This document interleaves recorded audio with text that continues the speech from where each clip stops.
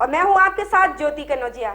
आइए रुक करते हैं खबरों की ओर। बेसिक शिक्षा मंत्री सतीश द्विवेदी पहुंचे वीवीआईपी गेस्ट हाउस। 69,000 शिक्षक भर्ती मामले में की अभ्यर्थियों के लिए होम डेलीगेशन से मुलाकात। वीवीआईपी गेस्ट हाउस में अभ्यर्थियों के डेलीगेशन और बेसिक शिक्षा मंत्री सतीश द्विवेदी ने की मुलाकात। अभ्यर्थियों का डेलीगेशन ने सौंपा बेसिक शिक्षा मंत्री सतीश द्विवेदी को ज्ञापन।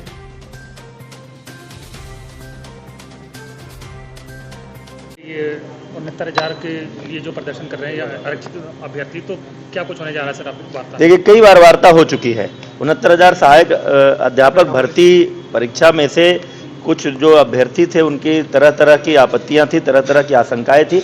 कई बार हमारे अधिकारियों ने, हमारे डायरेक्टर ने, हमारे महानिदेशक ने, हमारे सचिव बेसिक शिक्षा परिषद ने अलग अलग स्तरों पर उनकी आशंकाओं का समाधान करने का प्रयास किया।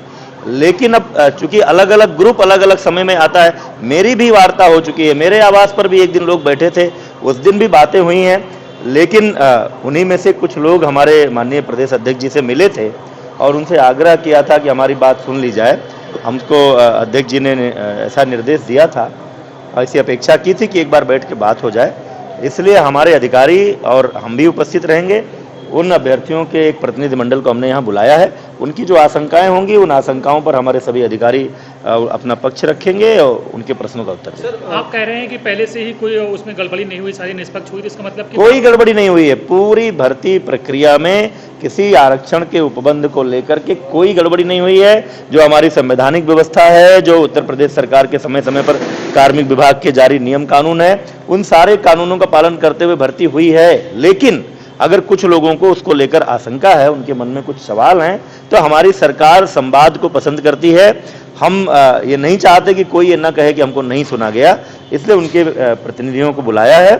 हमारे सारे अधिकारी उनकी आशंकाओं का समाधान करेंगे। आपकी बात से लग रहा है कि कोई आरक्षण की बात नहीं सर, उससे कम हमको आरक्षण। अब ये अभी अभ्यर्थियों का प्रतिनिधिमंडल और हमारे अधिकारी वार्ता कर लेंगे और मुझे विश्वास है कि वो संतुष्ट होंगे कि सारे कोई सरकार ऐसा कर ही नहीं सकती है। और हमारी सरकार तो इस बात की पक्षधर है कि पूरी भर्ती प्रक्रिया, पूरी पारदर्शिता, पूरे नियम कानून से होने चाहिए। तो ऐसा कैसे हो सकता है कि आरक्षण के उपबंधों को पालन? आपकी बात से लग रहा है सर कि वार्ता के लिए वार्ता हो रही, कोई नया नतीजा नहीं निकलने जा रहा है इसमें? नहीं, नया नतीजा क्या मतलब? हम किसी को संतुष्ट करने के लिए भर्ती प्रक्रिया बदल देंगे? आप इस तरह से पूर्वाग्रह होकर सवाल मत पूछिए। मैं कह रहा हूं कि मैं बेसिक शिक्षा मंत्री के रूप में पूरी जिम्मेदारी के साथ आपको ये कह रहा हूं कि आरक्षण के सभी उपबंधों का पालन हुआ है।